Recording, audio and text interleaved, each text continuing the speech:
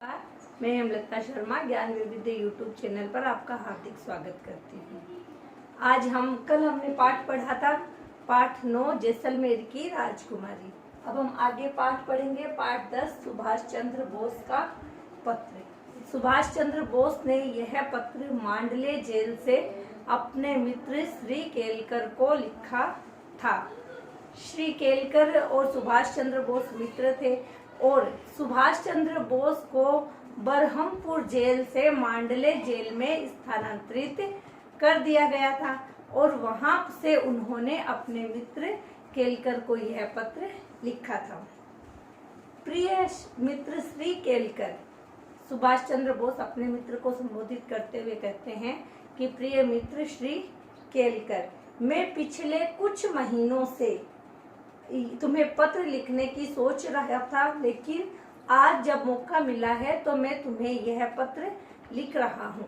मैं तुम्हें यह बता दूं कि मैं गत जनवरी से मांडले जेल में हूँ और मेरा स्थानांतरण बरहमपुर जेल से मांडले जेल में कर दिया गया है। मैंने तुम्हें यह बताने के लिए तुम्हें पत्र लिख रहा हूँ कि मैं यहाँ पर मांडले जेल में आ चुका हूँ, जिससे मैं आपको दिलचस्पी होगी।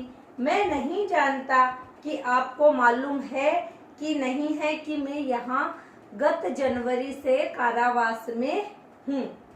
जब बरहमपुर जेल बंगाल से मुझे मांडले जेल के लिए स्थानांतरण का आदेश मिला, तब मुझे यहाँ पर आना बिल्कुल भी अच्छा नहीं लगा था।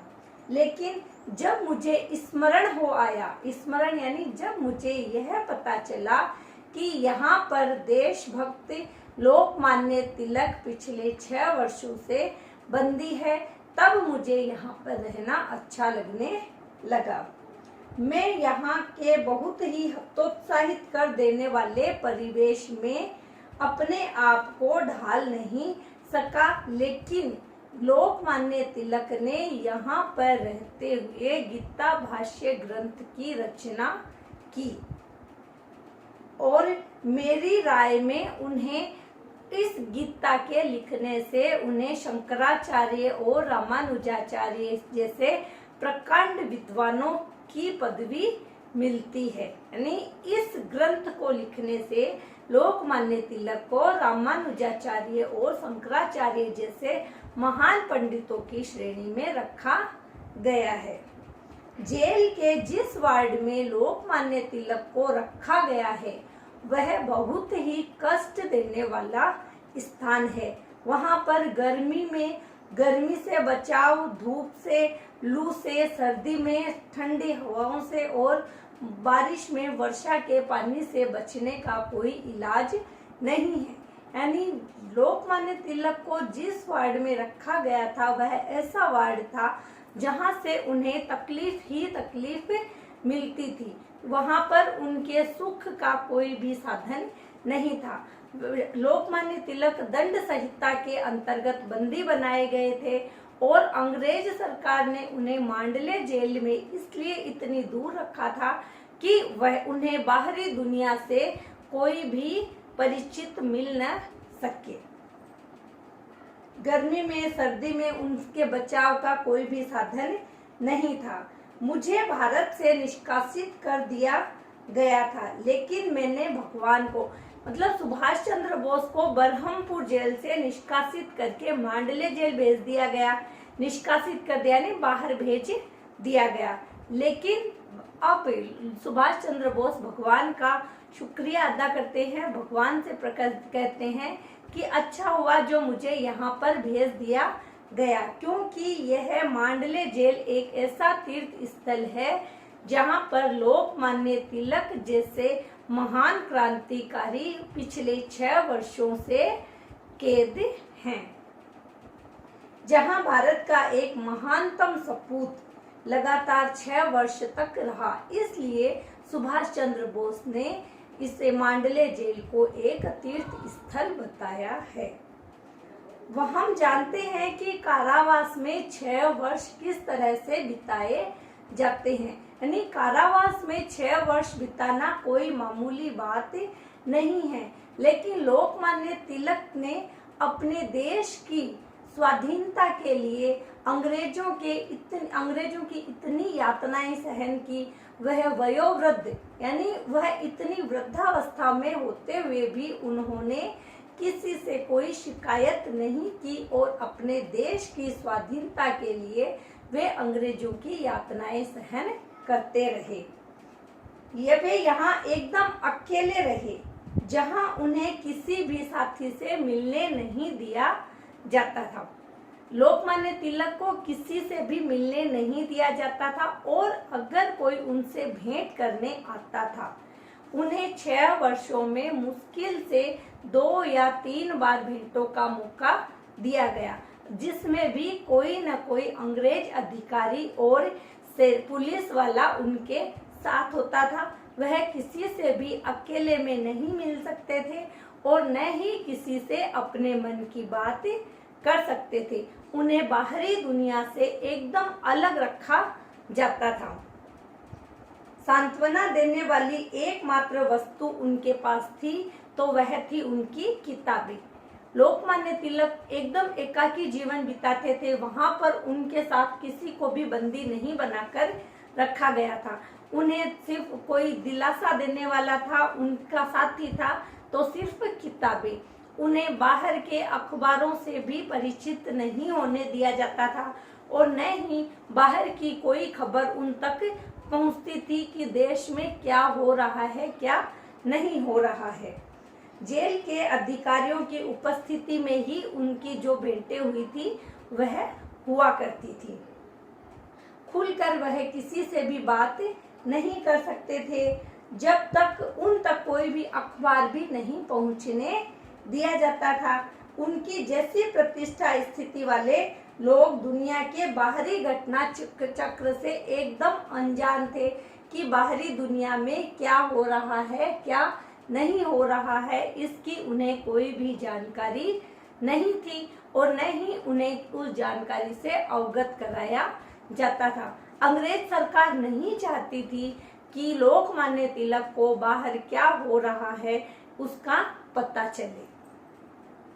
राजनीतिक जीवन मंद गति से खिसक रहा था और इस विचार ने उन्हें कोई संतोष नहीं दिया कि जिस उद्देश्य को उन्होंने अपनाया है वह उनकी अनुपस्थिति में किस गति से चल रहा है। यानी जिस स्वाधीनता को, देश को स्वतंत्र कराने के लिए वह उस जेल में बंद थे, तो उनका वह कार्य किस तरह से चल रहा था उनकी अनुपस्थिति में, इसका उन्हें कोई भी अंदाजा नहीं था, क्योंकि सरकार नहीं चाहती थी कि उन्हें बाहरी दुनिया में क्या हो रहा है इसका पता चले।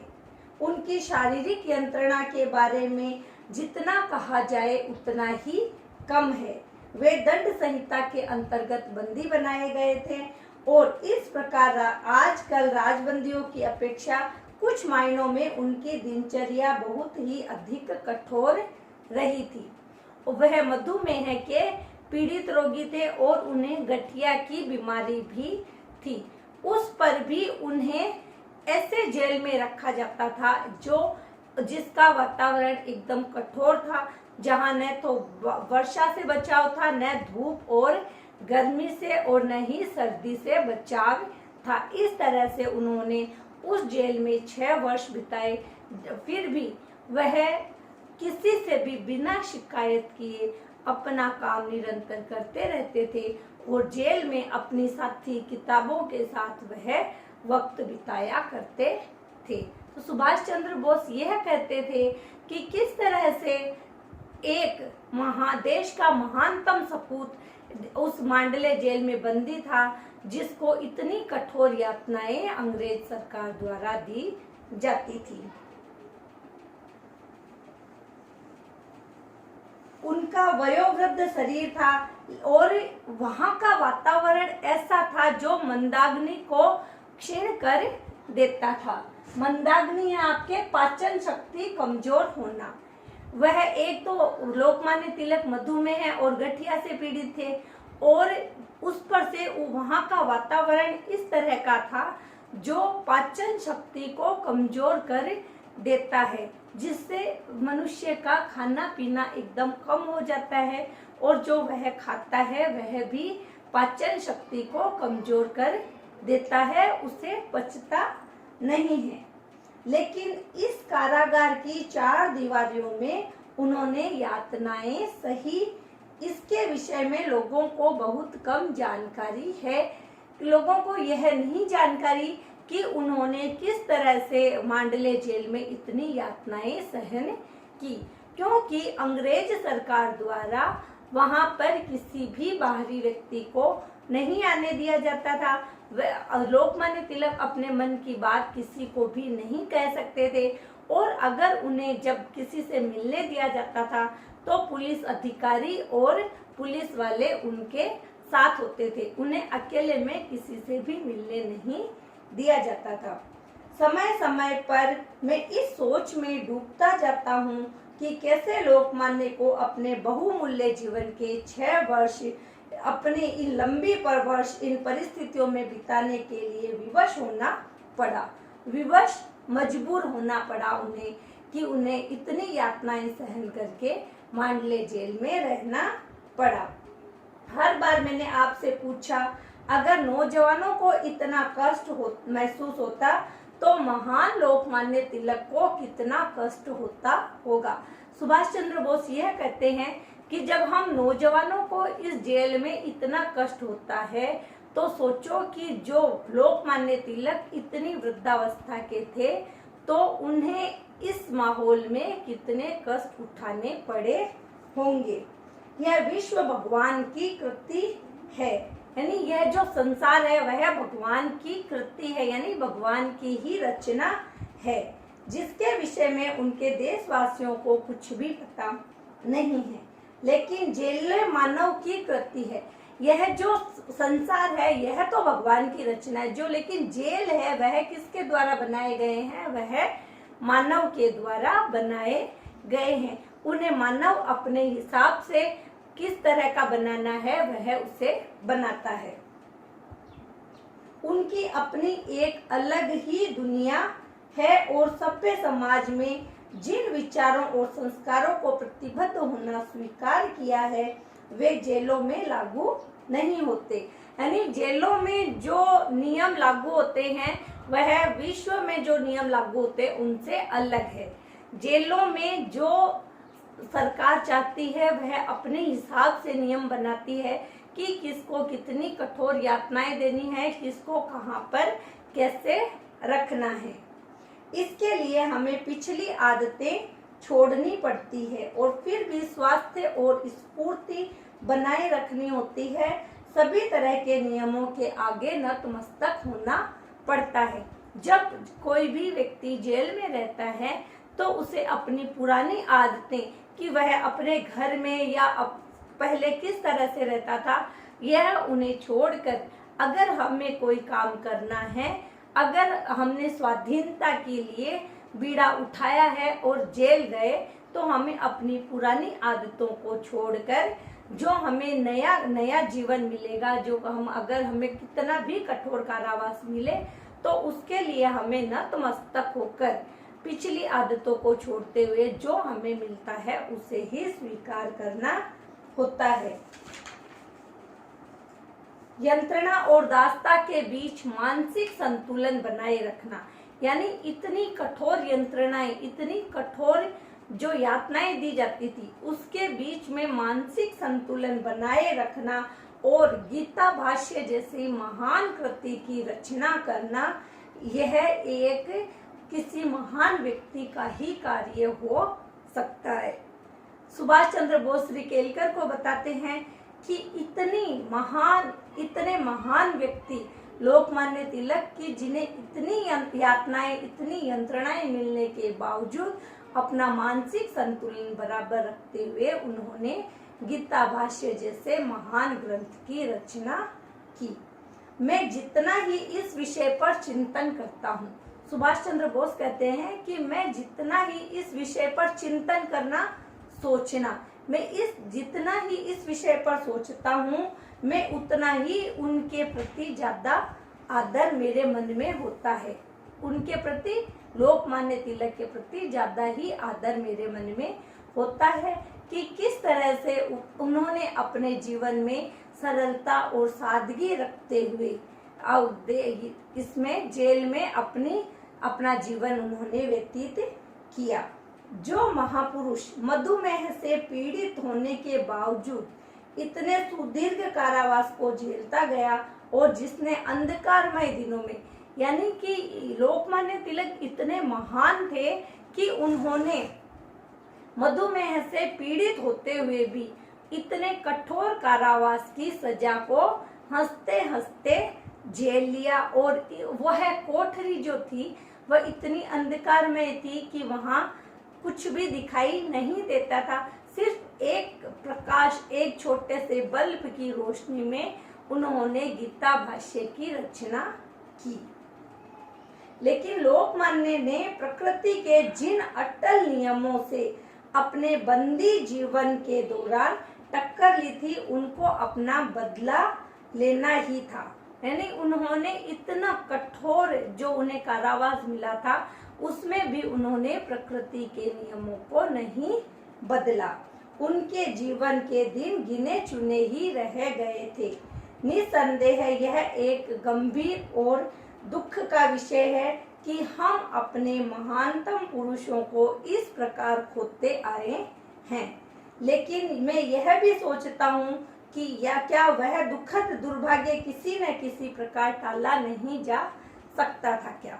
तो सुभाष चंद्र बोस कहते हैं कि हमारे इतने महानतम सपूत को, जिनको इस तरह से बंदी बनाकर रखा गया और न जाने कितने ही क्रांतिकारियों को इस तरह से जेल में अंग्रेज सरकारों द्वारा यातनाएं दी जाती थी, क्या इस तरह के दुर्भाग्यपूर्ण वातावरण को हम टाल नहीं सकते क्या?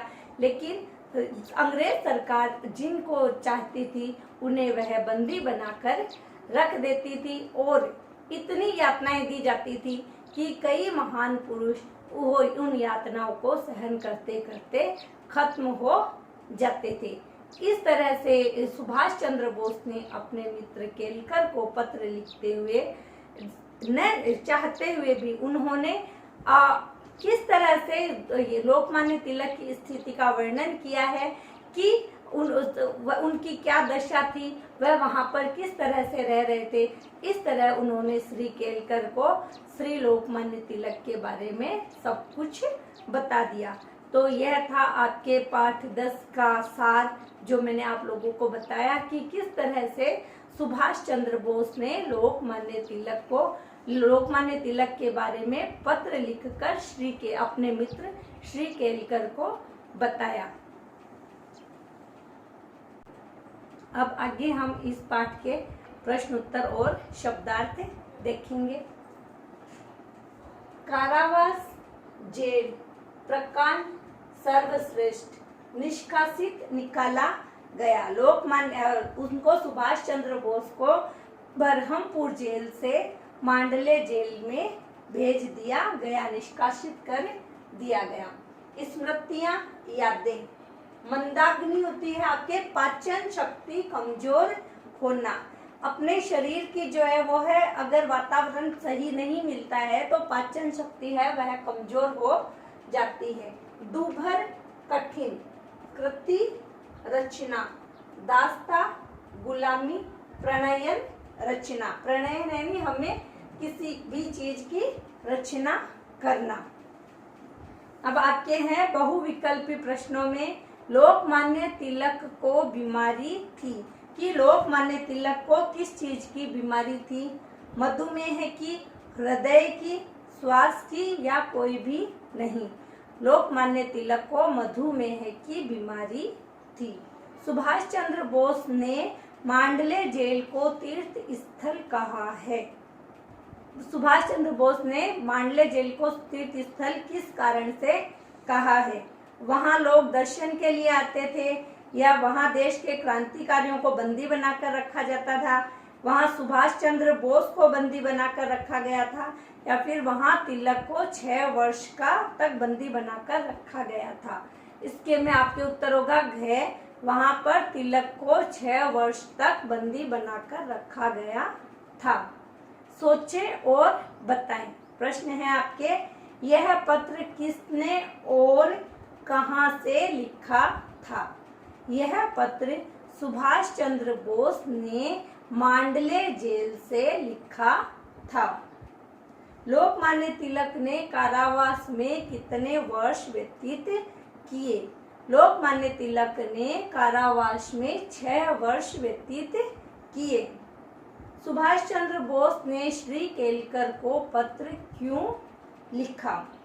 सुभाष चंद्र बोस ने श्री केलकर को मांडले जेल से पत्र लिखा। उन्होंने यह बताने के लिए पत्र लिखा कि मैं गत जनवरी से मांडले जेल में स्थानांतरित कर दिया गया हूँ, और उन्होंने यह भी बताने के लिए श्री केलकर को पत्र लिखा कि यहाँ पर देश का महानतम सपूत लोकमान्य तिलक, श्री लोकमान्य तिलक पिछले 6 वर्षों से यहाँ पर बंदी है, मांडले जेल में बंदी बनाकर रखे हुए हैं। मेरे लिए यह एक तीर्थ स्थल है, यह वाक्य किसने कहा? मेरे लिए यह एक तीर्थ स्थल है, यह वाक्य नेताजी श्री सुभाष चंद्र बोस ने कहे। वे दंड संहिता के अंतर्गत बंदी थे। वे शब्द किनके लिए आया है? वे शब्द श्री लोकमान्य तिलक के लिए आया है। उन्हें ही दंड संहिता के अंतर्गत मांडले जेल में बंदी बनाकर रखा गया था। सुभाष चंद्र बोस को बरहमपुर जेल से कौन सी जेल में स्थानांतरित किया गया? सुभाष चंद्र बोस को बरहमपुर जेल से मांडले जेल में स्थानांतरित किया गया। सुभाष चंद्र बोस को बरहमपुर जेल से मांडले जेल में स्थानांतरित किया गया। जेल में लोकमान्य तिलक ने किस ग्रंथ की रचना की? इस ग्रंथ ने तिलक को क्या पहचान दिलाई? जेल में लोकमान्य तिलक ने गीता भाष्य की रचना की। कौन से ग्रंथ की रचना की? गीता भाष्य की रचना की। और गीता भाष्य की रचना करने के कारण लोकमान्य तिलक को शंकराचार्य और रामानुजाचार्य जैसे प्रकांड पंडितों की श्रेणी में लाकर खड़ा कर दिया। फिर आपके आता है दीर्घ उत्तरात्मक प्रश्नों में कि लोकमान्य तिलक द्वारा जेल में की जाने वाली भेंटों एवं उनके द्वारा होने वाली समस्याओं को लिखिए। तो सुभाष चंद्र बोस ने श्री केलकर को बताया कि पहले तो लोकमान्य तिलक को किसी से भी मिलने भी नहीं दिया जाता था। उन्हें जेल में इतने अधिक कष्ट उठाने पड़ते थे और उसके ऊपर उन्हें किसी से भी भेंट का मौका नहीं दिया जाता था, और उन्हें मुश्किल से 2 या 3 भेंटों को करने दिया गया। यानी मुश्किल से उन्हें 2 या 3 बार ही किसी से भेंट करने का मौका दिया गया। जिस पर भी पुलिस वाले और अंग्रेज अधिकारी उनके साथ में होते थे, वह लोकमान्य तिलक अपने मन की बात किसी से भी नहीं कर सकते थे, और उन्हें अधिक समय तक किसी के साथ रुकने भी नहीं दिया जाता था। जब वो थोड़ी बहुत किसी से औपचारिक बात कर लेते थे तो उन्हें वापस भेज दिया जाता था। उन्हें अकेले में किसी से भी मिलने नहीं दिया जाता था, और न ही उन्हें किसी बाहरी दुनिया के समाचार पत्रों का पता चलता था। उन्हें बाहरी दुनिया में, बाहरी राजनीतिक जीवन में क्या हो रहा है, क्या नहीं हो रहा है, इसका उन्हें कोई भी पता चलने नहीं दिया जाता था। इस तरह से लोकमान्य तिलक को अनेक यातनाएं दी जाती थी और उन्हें जेल में अनेक कष्ट उठाने पड़ते थे। वयोवृद्ध होने के कारण एवं मधुमेह रोग से पीड़ित होने के बावजूद भी उन्हें ऐसे कठोर वातावरण में रखा गया था जहां पर गर्मी, सर्दी और धूप से बचने का कोई भी उपाय नहीं था। फिर भी लोकमान्य तिलक ने वहां पर रहते हुए अपने जीवन को अच्छी तरह जीते हुए महान ग्रंथ गीता भाष्य की रचना की। इस तरह से लोकमान्य तिलक को जेल में बहुत ही यातनाएं दी जाती थी और उन्हें बहुत सारी समस्याओं का सामना करना पड़ा था। लोकमान्य तिलक के बलिदान को अपने शब्दों में लिखिए। लोकमान्य तिलक को मांडले जेल में बहुत सारी शारीरिक और मानसिक यातनाएं दी जाती थी। लोकमान्य तिलक को इतनी यातनाएं दी जाती थी कि और उन्हें ऐसी जगह पर, ऐसी कोठरी में रखा गया जहां पर काठ की तख्ती थी और वहां पर सर्दी, गर्मी और वर्षा से बचने का कोई भी उपाय नहीं था। वयोवृद्ध शरीर के होते हुए और मधुमेह से पीड़ित रहते हुए भी उन्हें इतने कठोर वातावरण में रखा गया जिससे कि उनकी मंदाग्नि है वह कमजोर होती गई। वहां का वातावरण इस तरह का था कि जिससे उनके शरीर की पाचन शक्ति है वह एकदम कमजोर हो गई। लेकिन अपने देश की स्वतंत्रता के लिए, अपने देश की स्वाधीनता के लिए लोकमान्य तिलक सब कुछ सहन करने के लिए तैयार थे। वह देश के ऐसे महानतम सपूत थे जिन्होंने किसी भी प्रकार के कष्ट को सहन करते हुए वहां पर रहकर गीता भाष्य की रचना की और अपने देश को आजाद करवाने में महती भूमिका निभाई। इस तरह से लोकमान्य तिलक ने इतनी यातनाएं सहते हुए भी अपने जीवन में किसी भी प्रकार से कोई भी दिमाग में बिना कुछ लाए मानसिक संतुलन बिठाते हुए किताबों से सहारा लेते हुए, उनका इस तरह का एकाकी जीवन था कि उन्हें किसी से भी मिलने नहीं दिया जाता था, लेकिन उनको सांत्वना देने वाली उनके पास उनकी किताबें थी जिनके सहारे वह उन्होंने 6 वर्ष तक मांडले जेल में बिताए और महान ग्रंथ गीता भाष्य की रचना की। इस तरह से एक देश के एक महानतम सपूत जो इतने वयोवृद्ध थे फिर भी उन्हें 6 वर्ष तक कठोर कारावास की सजा दी गई। तो ये थे आपके इसके प्रश्न उत्तर जो मैंने आपको बताए हैं। अगर आपको इसमें कोई दिक्कत आए तो आप इनको बार बार पढ़ें, समझें, देखें और किताब का पाठ पुनः पढ़ें ताकि आपको कोई भी दिक्कत नहीं आए। आपको पता है अभी इस समय हम घर बैठे हैं, हम स्कूल जा नहीं सकते हैं और हमारी पढ़ाई का भी नुकसान हो रहा है। तो आप कोशिश कीजिए कि पहले किताब का पाठ पढ़ें, फिर ये वापस देखें वीडियो, ताकि आपको कुछ न कुछ समझ में आ सके। बहुत नहीं तो थोड़ा बहुत कुछ समझोगे तो आपको बहुत ही फायदा मिलेगा और आपकी जो पढ़ाई का नुकसान हो रहा है उससे हमें थोड़ा बहुत उबरने का मौका मिलेगा।